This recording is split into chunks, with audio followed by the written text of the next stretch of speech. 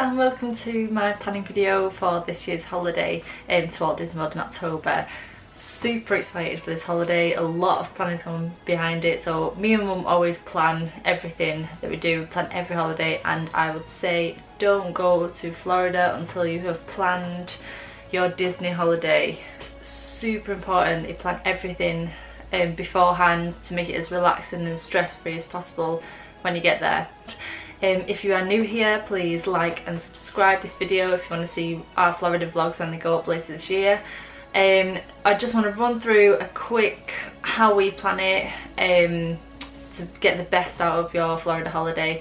I'm going to be discussing booking, travel, dining promotions, what to consider before you go. For this video I'm just going to focus on Disney because that's what we're doing. We are just doing the Disney area. My mum and Steve are doing a bit of Universal. But I want to just focus on Disney and what is the best planning method that we have found through the years of going. Like I said in the last video, this is our 17th time going, so we have a lot of experience, a lot of trial and error, a lot of different techniques we've tried, but we found that this is the best for us and hopefully for you. Number one, you need to focus on when do you want to go. Take into consideration American holidays, so stuff like Thanksgiving, 4th of July, they will have them holidays off, so they're usually busy times for Walt Disney World, as Americans don't get the flexibility of holidays that we do in the UK. I would also say look for Florida state holidays like long weekends because they are also going to be busy times for the American tourists.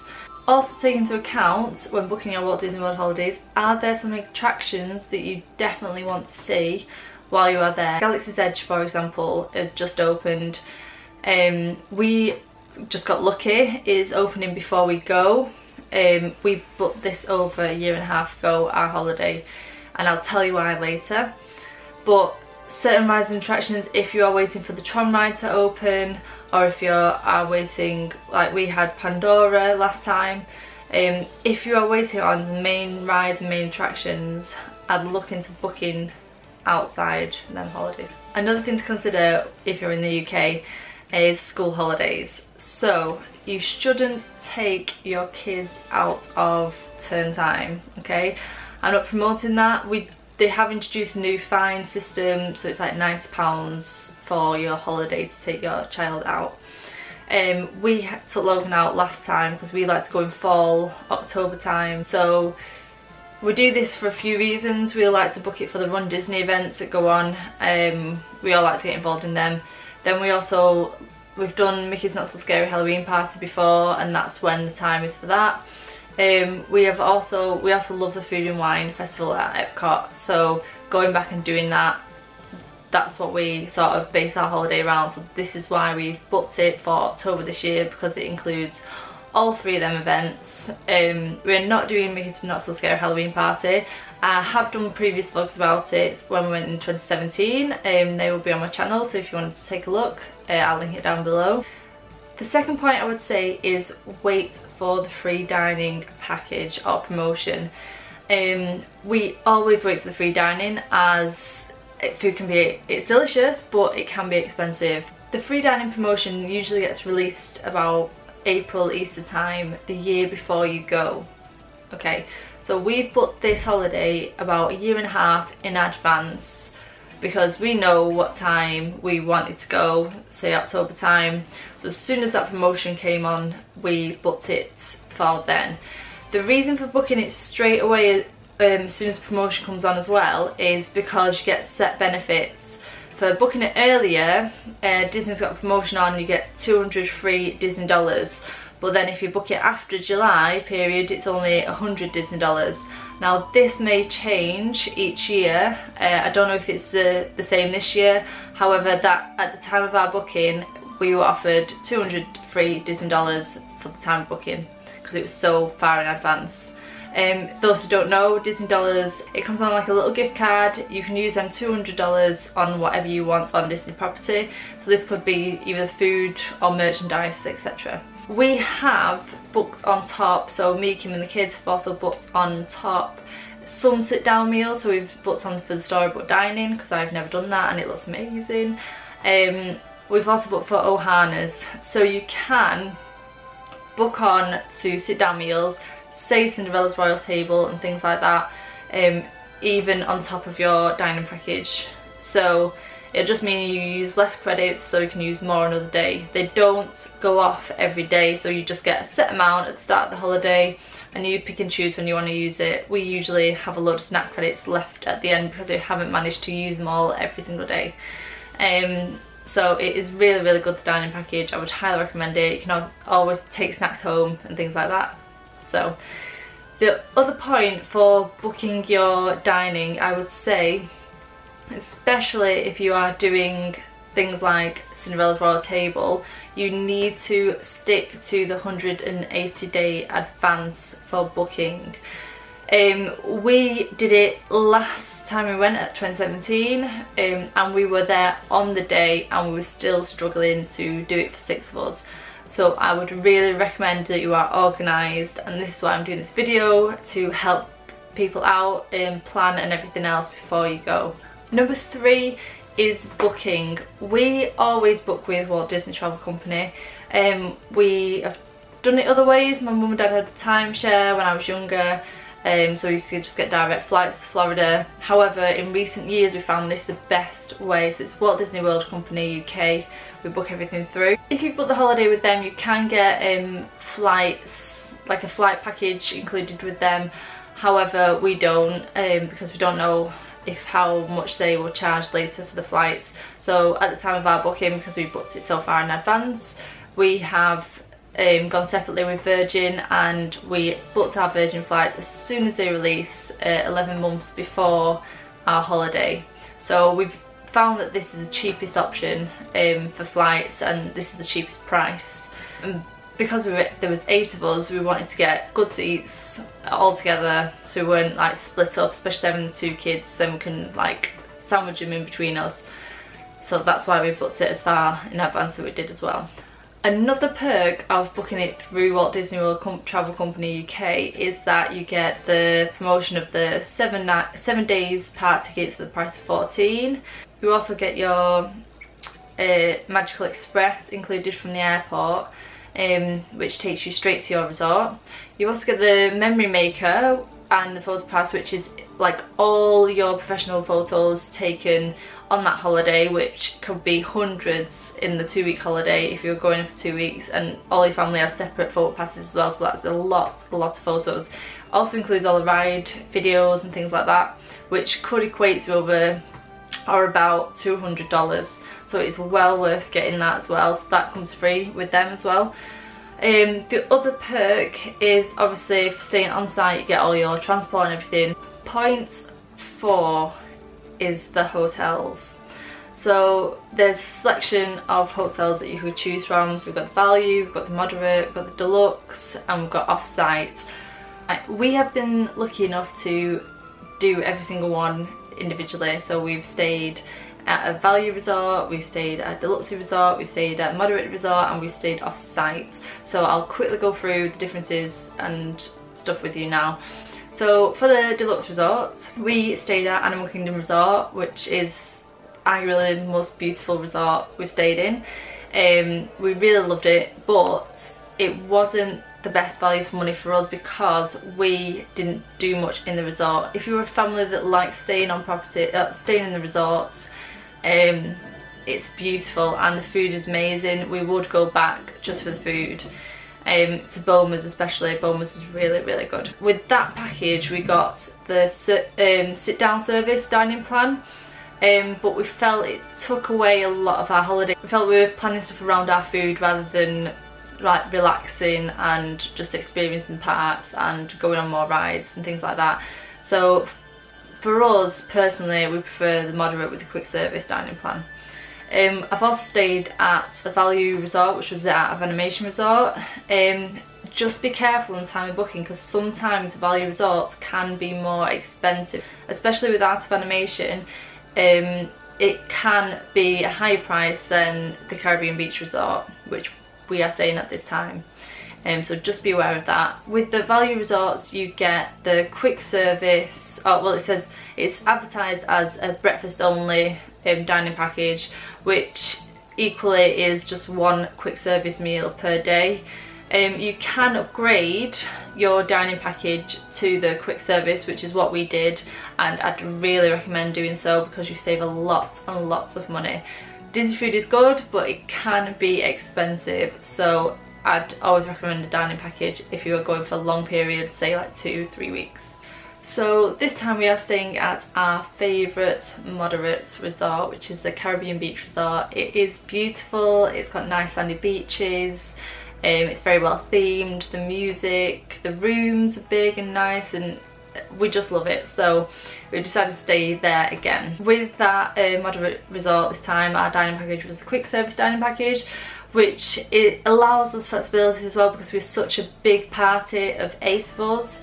It's having that food package so we can go to different places and get different meals. We don't all have to be at the same place every single time to eat all our meals together. So me and the kids could go one way, my mum and Steve can go another way, and my brother and his fiance could go another way. So it just gives us that extra flexibility as well.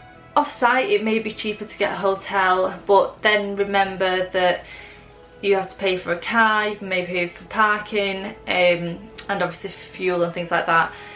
I would say off-site is better if you're doing Florida all round, so if you want to do Universal or SeaWorld, things like that, off-site is probably the best. But because we are just doing Disney, the accessibility, reliability, all the free Disney transport is so much easier for us with 2 young kids, and we know where we're going. It's dead easy. Also, the new gondola system will be up by the time we get there. It's opening September 29th. The resorts like Pop Century, Art of Animation and Caribbean Beach Resort will have the gondola system in place. They will take you to parks like Hollywood Studios and Epcot, so really easy again. Highly recommend Disney transport. So point number 5, planning your days. This is super important. We usually do it over 180 days in advance. This is because the dining you need to be prepared of. You need to know what days you are going for your dining and what parks you're wanting to be in early. So you've got breakfast reservation, you want to be in a park that doesn't have the extra magic hours, so you get extra time in the park, if that makes sense. So first things first, buy yourself a holiday folder, okay? You will fill it with stuff. In ours it's got our booking confirmation, it's got all our flight details, so like booking confirmation, all flight details, passenger numbers. It also has all our Run Disney confirmation in there. We've also included like height restrictions for the kids, like what rides they can go on and things like that. It just makes our life so much easier. When we're there, we can take a quick look and just see what they can do each day. Also handy for booking our fast passes, so we know which kids can do what. Me and my mum have done the planning for the last few years together because some days we agree on, some days we don't, so it's good to have that debate with someone and just getting a second opinion.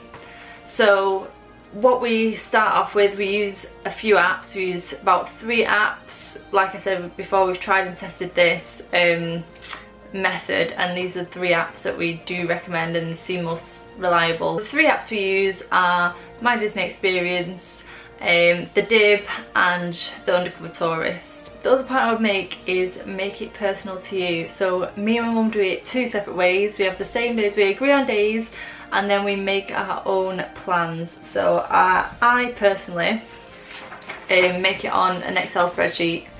I just find this easy for myself. What I've put on there is stuff that we're going to be doing, which is Run Disney, Magic Kingdom, Epcot, Animal Kingdom, etc, etc. So, and also I've put the dates down the side. So this is our 2 weeks, these are the parks, and I've just split the squares into, if you can see that, like AM, midday and PM, okay? What my mum does is she uses the Dibs planner, so it is free for a single plan, and it obviously lists everything on there, and my mum puts obviously extra magic hours and she types it all up like that. For me this is quite long way of doing everything, but my mum likes it in a solid book, and each day you can just rip it off and then you're on to the next day. I personally don't like carrying a lot of stuff around, but I prefer to just keep this. I can carry it on me so I know exactly which day, what we're doing each day, and it's easy to change. This is easy for me. The first thing we put on our plans, as you can see, is the early magic hours for each day. Now these may change, you might not use all your extra magic hours, and that's fine. It just depends on your holiday. For example, we put on all our extra magic hours, however things may crop up which interfere with these extra magic hours. For us on this holiday, the Run Disney, that obviously affects some of our early magic hours because Steve is doing 3 races, which is over 3 days. Me and Kim are doing 1 race, and the kids also have races. The kids' races are 10:30 in the morning, but obviously we can't go to a park in between Mannequin's run and the kids' run. So we're just going to have to write off that morning as a non-park day. So say Animal Kingdom had extra magic hours, we wouldn't use the magic hours on that day because we would be doing the races. The other thing that does interfere with it is the Mickey's Not So Scary Halloween Party. So Mickey's Not So Scary Halloween Party does black out a lot of the extra magic hours for Magic Kingdom because of them party days. Which means if you haven't got a ticket, you might want to go to like either Epcot Illuminations or whatever it will be changed into, Animal Kingdom, or you can either just have a chill at the hotel that evening.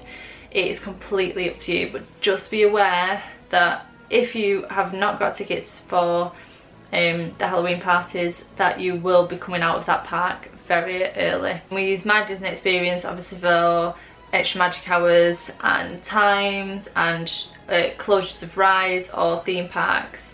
So the Dib and the Undercover Tourist have predictions of the extra magic hours before your 180 days of dining reservations. So to get full advantage on a non-early magic hour day, just so you get in early at the park anyway because you have a reservation.